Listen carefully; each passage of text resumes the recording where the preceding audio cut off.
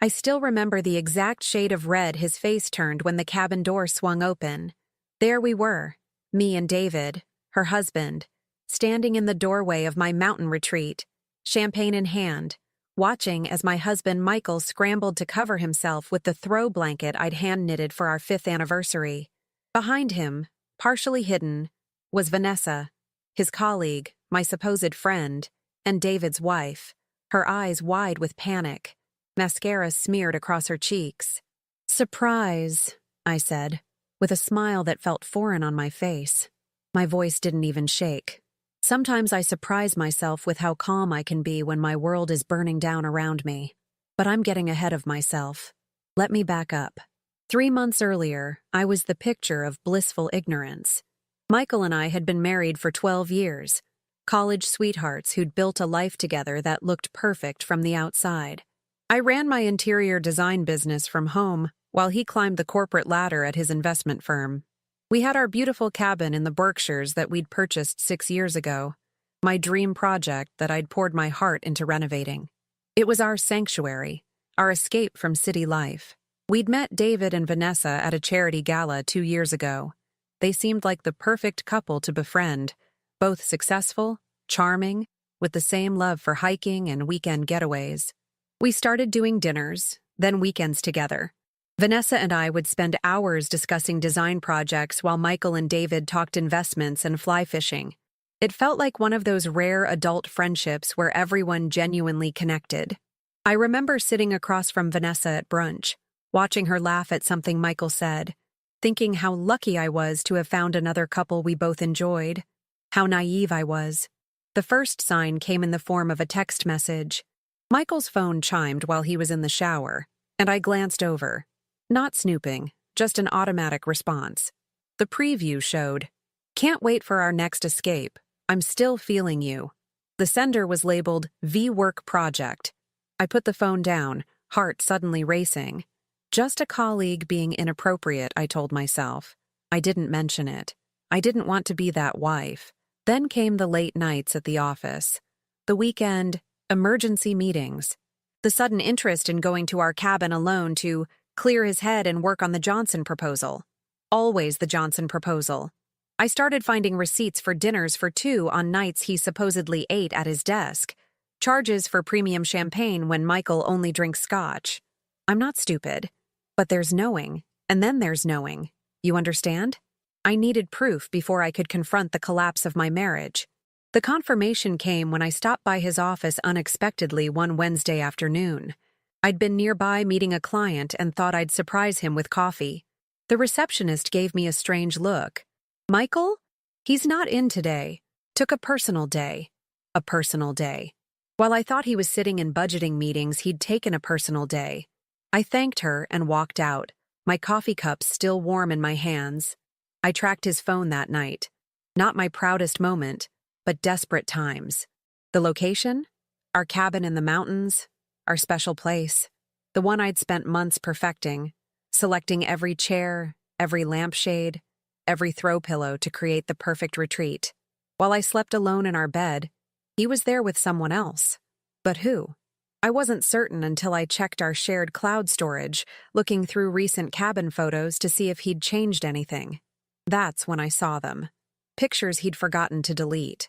Not explicit, thank goodness, but telling enough. A woman's jacket hanging beside his on our custom coat rack. A wine glass with lipstick on the rim. Bright red, not my shade. And then, a selfie of Michael at the lake, and in the background, just visible, was Vanessa, looking out at the water. My fingers went numb. Not some random woman from work. Vanessa, my friend, David's wife.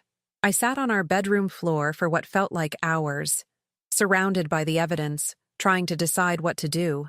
Confront him? Throw his things on the lawn? Set the cabin on fire? In movies, wronged wives always seem to know exactly how to respond. In real life, betrayal leaves you frozen, questioning every memory, every moment of your marriage. Then something shifted inside me. A cold clarity washed over the pain. I stood up, dried my tears, and started to plan. This wasn't going to be a typical confrontation. If they wanted to play games, I could play too. and I would win. First, I needed to talk to David. The hardest part was figuring out how to approach David. How do you tell someone their spouse is having an affair with yours? There's no greeting card for that situation. I finally decided on coffee at a cafe far from our usual haunts. Neutral territory. When David walked in, I barely recognized him. In our group settings, he was always the loud one, the life of the party, always ready with a joke or a story. The man who sat across from me looked smaller somehow. His shoulders curved inward as if carrying an invisible weight. "I think we need to talk about Michael and Vanessa," I said after the pleasantries. His eyes met mine, and I saw something I wasn't expecting. Not surprise, but resignation. "You know," I said. Not a question. He nodded, running his finger around the rim of his untouched coffee mug. "For about 3 months now." 3 months. While I was just discovering my marriage was a sham, he'd been living with this knowledge through countless dinners, game nights, and couples brunches. I felt sick. "Why didn't you say anything?" I asked. "Why didn't you?" He countered softly. "Fair point. I just found out," I admitted. "Yesterday." He let out a long breath. "I saw messages on Vanessa's iPad. They've been meeting at your cabin." "Our cabin," I corrected automatically, feeling a stab of fresh betrayal. That was my sanctuary, my creation, my safe place. Michael had taken her there, of all places. David looked up, his eyes suddenly sharp. "Vanessa thinks he's going to leave you, that they're going to start a new life together." I laughed, a harsh sound that startled both of us. "Is that what she thinks? And what about you? Just collateral damage?" "Apparently." His smile was bitter. "I'm emotionally unavailable, too focused on work, not passionate enough. Michael makes her feel alive." Every word was a knife twist. I couldn't help picturing them together in my cabin, in my bed, laughing about their boring, oblivious spouses. "Michael told me last month he wanted to renovate the master bathroom at the cabin," I said quietly. "I spent weeks creating designs, drawing up plans, ordering samples. He kept saying they weren't quite right. Now I know why. She was helping him choose." David reached across the table and took my hand. His palm was warm against my cold fingers. In that moment, something passed between us. A shared pain, yes, but also the first ember of something else. Resolve. "What do you want to do?" he asked. What did I want? I wanted to rewind time. I wanted my marriage back. I wanted to never have met Vanessa with her perfect hair and her bright red lipstick. I wanted to erase the image of my husband and my friend betraying me in the home I'd created. But those weren't options. So I told David about my plan instead. The next few weeks were a masterclass in deception. I played the oblivious wife perfectly. I smiled through dinners with Michael, never letting on that I knew every business trip. Every late night was a lie. I listened to his stories about the office, nodding sympathetically when he complained about his workload, all while a cold fury built inside me. The worst was when Vanessa texted, suggesting we meet for lunch. "It's been too long since we had girl time," she wrote, adding a heart emoji. The audacity. I met her at her favorite restaurant, watching as she gushed about a new dress she'd bought, how David never noticed her anymore, how she was thinking of taking a vacation alone to find herself. All while her phone buzzed with messages I knew were from my husband. "You should go somewhere secluded," I suggested, smiling. "Someplace where you can really disconnect and focus on what you want." "That's exactly what I need," she agreed eagerly. "Just peace and nature." "Like a cabin in the mountains," I added. Just for a second, something flickered in her eyes. Guilt? Fear? But she recovered quickly. "Maybe. I haven't decided yet." I went to the bathroom and threw up everything I'd eaten. Then I fixed my makeup, plastered on a smile, and went back to finish lunch with the woman who was sleeping with my husband. Meanwhile, David and I continued our own secret meetings. We shared information, compared timelines, built our case. We discovered that Michael and Vanessa had a standing monthly weekend at our cabin, the first weekend of every month, when Michael supposedly had his strategic planning retreats, and Vanessa visited her sick aunt in Connecticut. Their next rendezvous was approaching. The first weekend in October, when the mountains would be ablaze with fall colors. Michael had already started laying the groundwork, mentioning casually how he might need to go to the cabin to winterize it before the cold weather set in. "I could come with you," I offered innocently. "Make it a weekend together. It's been so long since we both went up there." No, he said quickly. "You have that client presentation to prepare for. It'll be boring anyway. Just me checking pipes and cleaning gutters." I nodded understandingly. "You're right. You go ahead. I'll focus on work." That night, as he slept beside me, the husband who had shared my bed for 12 years, I lay awake staring at the ceiling, wondering when exactly he had stopped loving me, or if he ever truly had. I thought about the early days of our relationship, how we'd stay up all night talking about our dreams, our future, how he'd held my hand through my father's funeral, how we'd danced in our empty first apartment before the furniture arrived. Had it all been leading to this moment? Was every memory now tainted? The most painful part wasn't even the affair itself. It was the realization that while I had been fully present in our marriage, Michael had been keeping parts of himself separate, creating space for betrayal. I had given him everything: my trust, my youth, my dreams.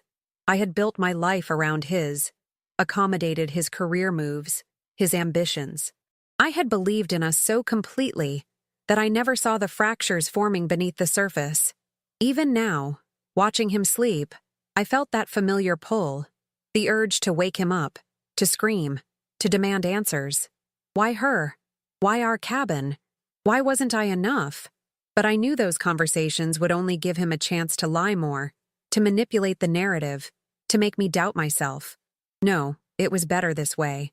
Let him think he'd gotten away with it. Let him believe I was the fool he clearly thought I was. His arrogance would be his downfall. In the darkness of our bedroom, I made a promise to myself. I gave everything to this marriage, and he discarded it like it was nothing. But I would not break. I would not play the victim in his story. This was still my life, and I would reclaim it, piece by piece, starting with our cabin in the mountains.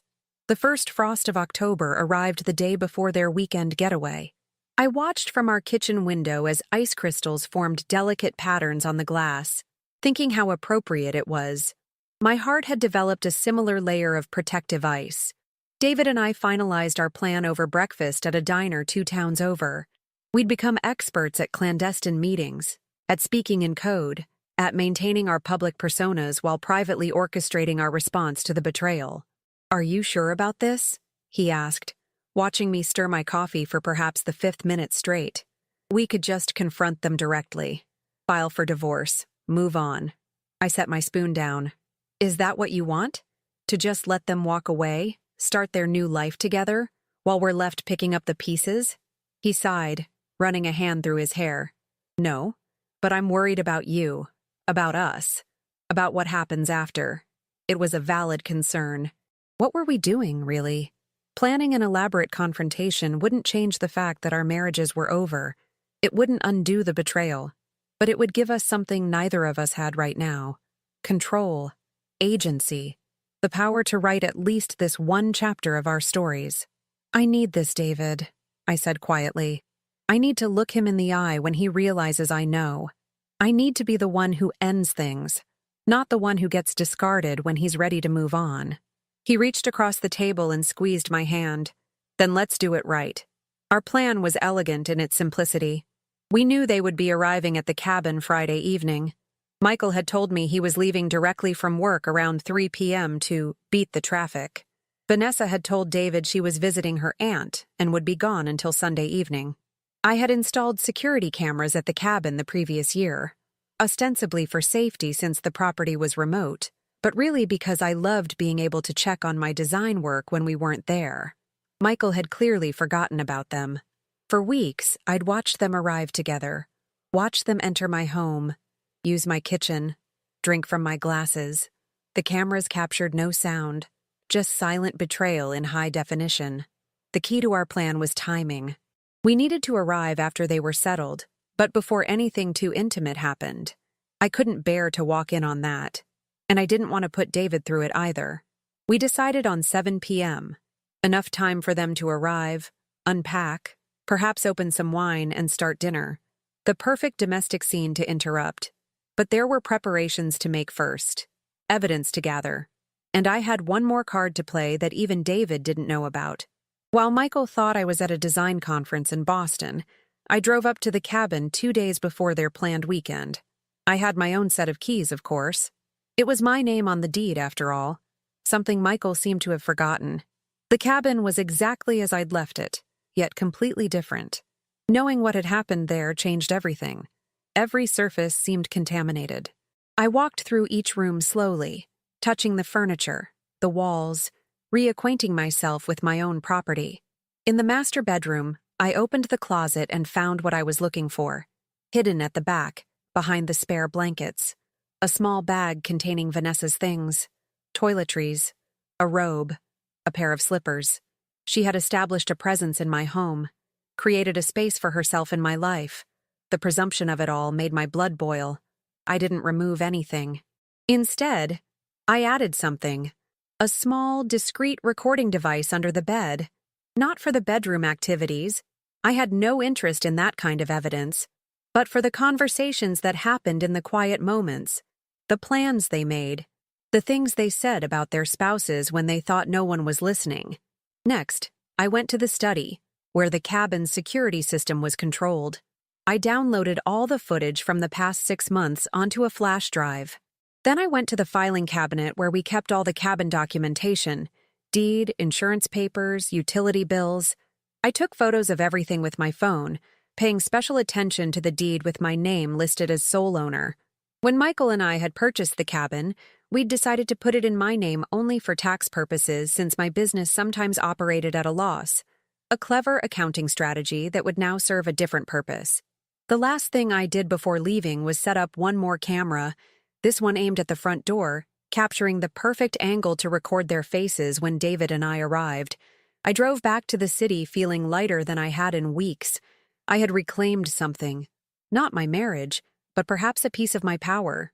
The day of the confrontation, David and I met at a hotel just outside of town. We'd spend the night there afterward, in separate rooms, of course. Neither of us wanted to return to our empty homes after what was sure to be an emotionally draining evening. "I brought something," he said, pulling a bottle of expensive champagne from his bag. "For after." "Appropriate," I noted with a grim smile. "Celebrating the death of 2 marriages. Or the beginning of our freedom," he countered. I liked that framing better. We took my car for the drive up to the mountains, leaving his in the hotel parking lot.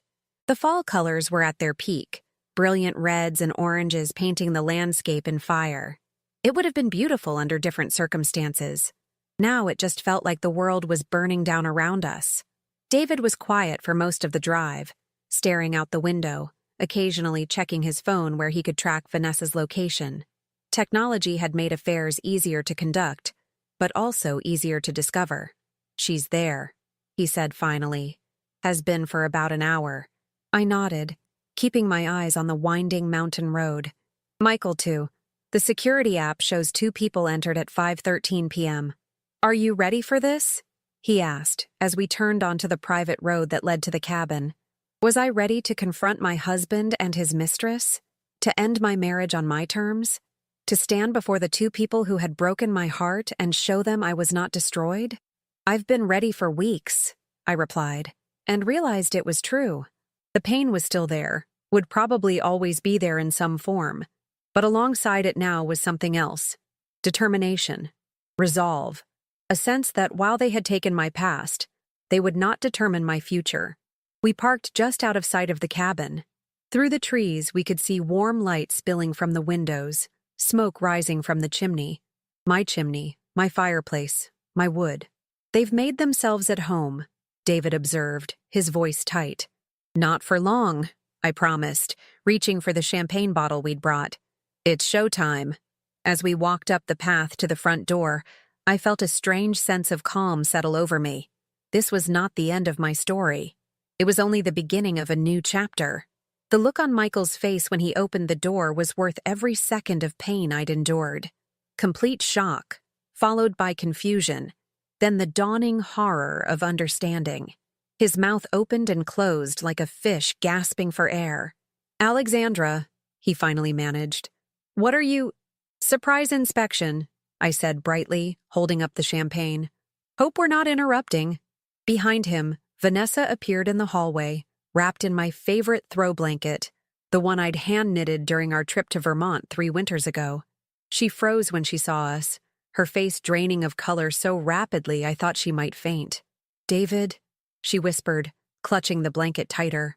Hello, darling, David replied with a calm I knew he didn't feel. Lovely evening for a visit to Connecticut, isn't it? How's your aunt? Michael stepped back instinctively as we entered, as if physically retreating from the confrontation. I moved past him, taking in the scene. They'd been cooking. Salmon, by the smell of it. My recipe, probably. 2 wine glasses sat on the coffee table beside a half-empty bottle of red. The fire crackled in the hearth. Such a perfect, intimate setting for betrayal. Don't stop on our account, I said, walking to the kitchen and finding 2 more glasses. We brought champagne. I think a toast is in order, don't you? Alexandra, I can explain. Michael started, finding his voice. Always so confident, my husband. Always believing he could talk his way out of anything. Oh, I'm sure you can, I agreed, popping the champagne cork with a satisfying sound. You're very good at explanations, at stories, at lies. I poured 4 glasses with steady hands. But before you craft another beautiful fiction, I thought we might all have a little reality check. I handed glasses to David and Michael, deliberately not offering one to Vanessa. She could keep clutching her blanket. My blanket. What is this? Michael demanded, finding his footing now, anger replacing shock. Some kind of ambush? Interesting word choice, David commented, sipping his champagne. Given the circumstances. Vanessa finally moved, taking a few hesitant steps toward her husband. David, please, this isn't what it looks like, he finished for her. That's disappointing. I thought you were more creative than that. I sat down on my favorite armchair, crossing my legs, assuming the posture of a hostess entertaining difficult guests. Since we're all here, I thought we might have a discussion about property, specifically this cabin. Michael's brow furrowed. What about it? Well, as the legal owner, I've been wondering about some unusual activities taking place here recently. Legal owner? Vanessa echoed, looking at Michael. The flicker of panic in my husband's eyes was delicious. He'd clearly not shared that particular detail with his mistress. Oh yes, I confirmed, pulling out my phone and showing her the photos of the deed. Sole owner, actually. Michael and I put it in my name only when we purchased it.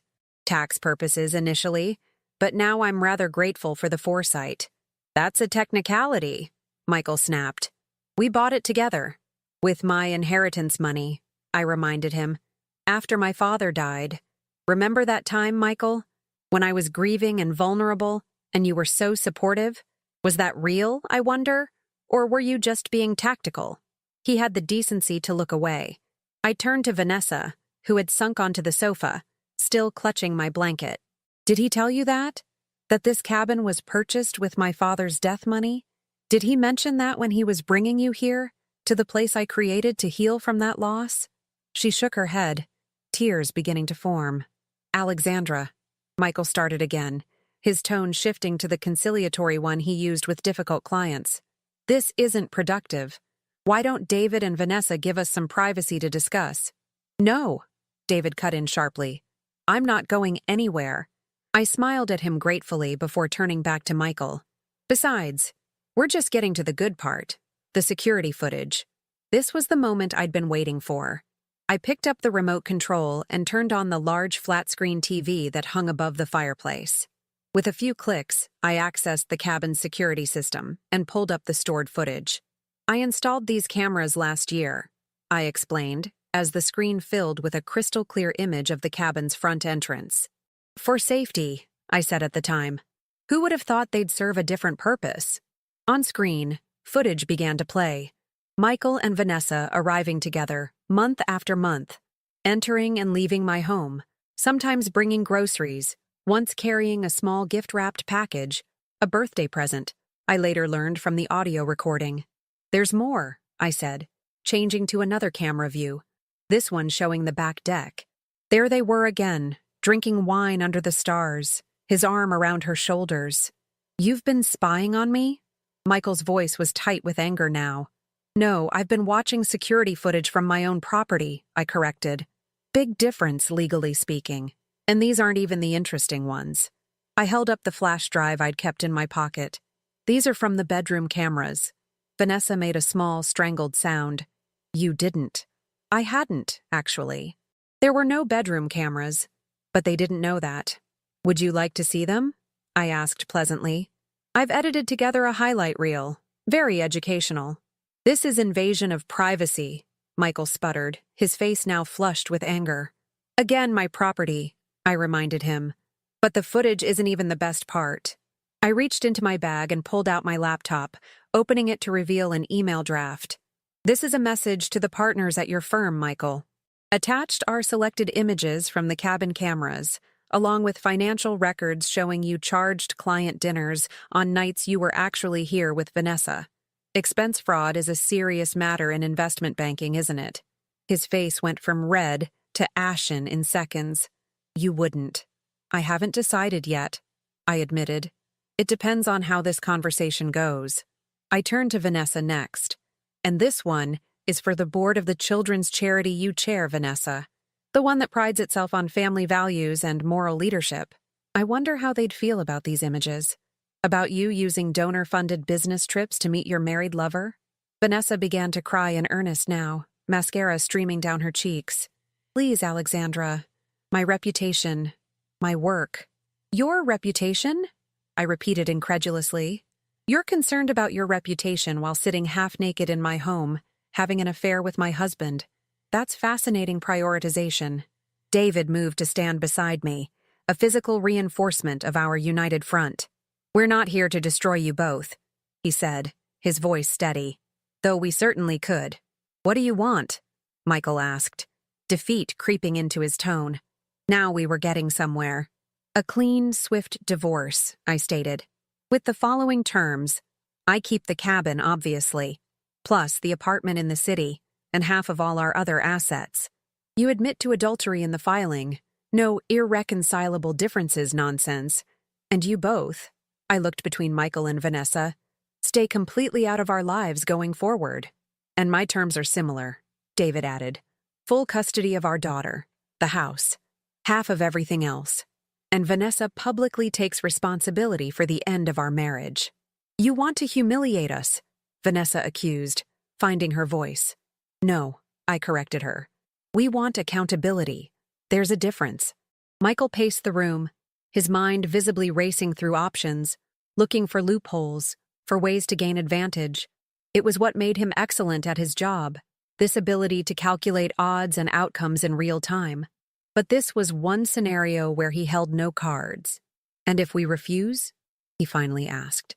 I smiled, a genuine smile that seemed to unnerve him more than anger would have. Then the emails go out. Tonight. And tomorrow, we call our lawyers and begin the messiest, most public divorce proceedings imaginable. Every detail of your affair becomes public record. Every expense report gets audited. Every weekend at this cabin gets documented and time-stamped. I leaned forward. Is that really how you want to start your new life together? Under that kind of scrutiny? The silence that followed was thick with tension. Michael and Vanessa exchanged looks, a silent communication that stabbed at my heart despite everything. They still had that connection, that unspoken language, but now it was being used to navigate their downfall rather than plot their escape. I need to think, Michael finally said. You have until morning, I replied. David and I are staying at the Highland Inn. We'll expect your answer by 9 a.m. You're throwing us out? Vanessa looked panicked. Tonight? It's almost dark and— Yes, we are, David confirmed. Pack your things. All of your things, he added pointedly, looking at the small bag I'd found in the closet. Michael opened his mouth as if to argue, then closed it again. The fight had gone out of him. He knew when he was outmaneuvered. One more thing, I said, standing and walking to the liquor cabinet. I removed a small package that I'd hidden there during my earlier visit. I handed it to Michael.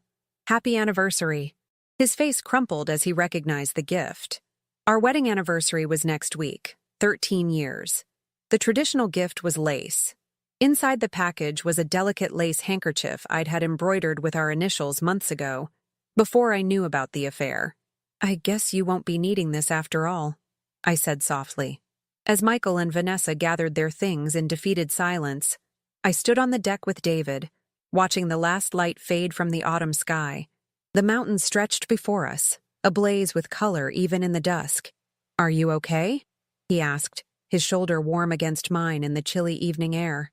"No," I admitted, "but I will be." Behind us, the cabin door closed. A car engine started. The sound of tires on gravel faded into the distance.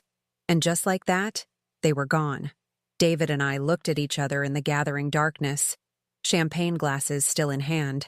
"To new beginnings," he said, raising his glass. "To taking back what's ours," I replied, touching my glass to his. The crystal rang clear and true in the mountain silence. 1 year later, I stood on that same deck, watching the same mountains blaze with autumn colors. The air had the same crisp quality, the sky that same impossible blue. Yet everything was different. The divorce had been finalized 6 months ago. Michael hadn't fought the terms after all. The evidence I'd gathered was too damning, the potential professional consequences too severe. He'd signed everything with a subdued resignation that was, in its way, more satisfying than anger would have been. Vanessa and David's split had been messier. She'd tried to contest the custody arrangement for their daughter, Emma, but the evidence of her extended absences during the affair worked against her. In the end, she'd moved to Chicago to start fresh, leaving behind a trail of broken relationships and damaged reputations. I'd heard through mutual friends that Michael and Vanessa hadn't lasted 3 months after the confrontation. The foundation of deceit that had supported their relationship couldn't sustain the weight of public scrutiny and private resentment. She blamed him for losing custody. He blamed her for costing him his partnership track after the firm quietly demoted him following anonymous tips about expense irregularities. Their grand love story, built in the shadow of betrayal, had crumbled in the harsh light of consequence.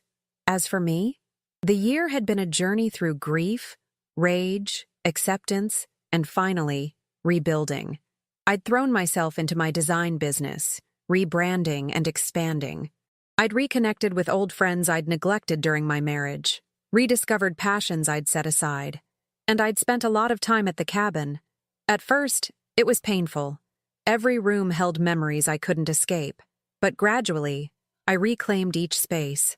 I repainted the bedroom, replaced the furniture, burned that throw blanket in a ceremonial bonfire under a full moon. I exorcised their presence from my sanctuary.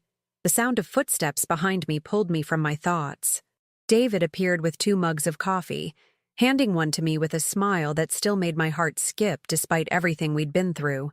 "Emma's finally asleep," he said, leaning against the railing beside me.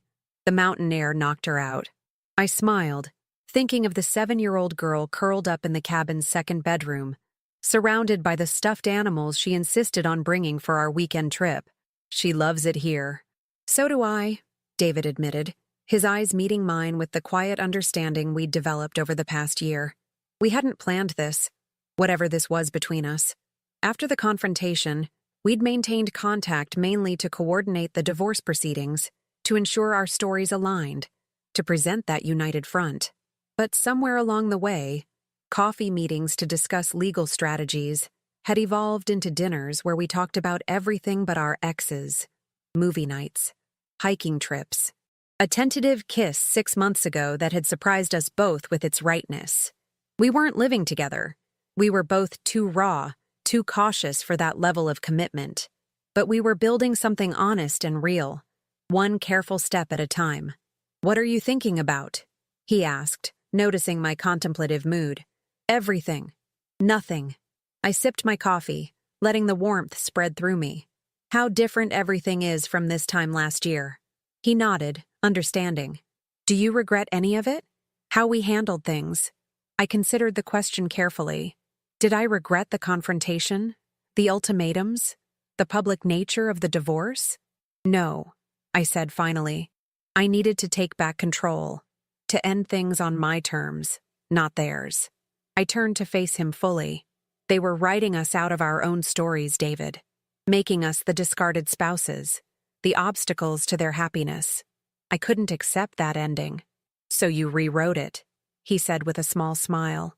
We rewrote it, I corrected him. Both of us. He set his mug down on the railing and took my hand, his thumb tracing gentle circles on my palm. Do you ever wonder what would have happened if we hadn't caught them? If they'd just continued their affair in secret? Sometimes, I admitted.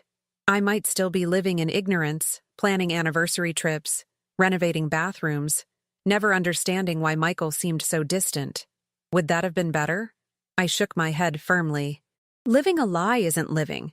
I'd rather face a painful truth than an easy deception. Inside the cabin, the fire crackled in the hearth. Through the window, I could see the glow of the flames, warm and inviting. Last autumn, this cabin had been the setting for our confrontation, a place of anger and broken trust. Now it was becoming something else, a place of healing, of new beginnings. You know, David said thoughtfully, I keep thinking about the expression on Vanessa's face when we walked in together. I've never seen someone look so utterly shocked. I laughed, the sound echoing across the darkening mountains. Michael looked like he'd seen a ghost. Or two ghosts, specifically. They never imagined we'd figure it out, let alone team up, David said, shaking his head. That was their biggest mistake, underestimating us both. Among many mistakes, I added, leaning my head against his shoulder. We stood in comfortable silence, watching as the first stars appeared in the twilight sky. Inside, Emma slept peacefully, untouched by the drama that had brought us all to this point. She knew only that her daddy had a new friend who made pancakes in funny shapes and taught her how to identify wildflowers on mountain trails. I bought the cabin outright, I said suddenly. The papers came through yesterday. It's officially mine alone. David turned to me, eyebrows raised. That's wonderful. I know how much this place means to you. It means something different now, I replied. It's not just a retreat anymore. It's a reminder that sometimes you have to face the worst moment of your life head-on to find your way to something better. He slipped his arm around my waist. Are we something better? I think we're getting there, I answered honestly. One weekend trip at a time. As the night deepened around us, I thought about the strange, twisting path that had led us here. How betrayal had opened the door to authenticity. How loss had created space for something new to grow. Michael and Vanessa had stolen moments in this place, building their relationship on lies and deception. David and I were building ours in the open, foundational stones of honesty laid one by one, strengthened by shared understanding of pain and recovery. Let's go inside, I suggested, picking up our empty mugs. It's getting cold. Hand in hand, we walked back into the cabin, my cabin, leaving the past outside in the darkness where it belonged. Some might call it poetic justice, but I prefer to think of it as reclamation. We had taken back our stories, our dignity, and this mountain sanctuary. And in doing so, we'd discovered that sometimes the end of one story is merely the beginning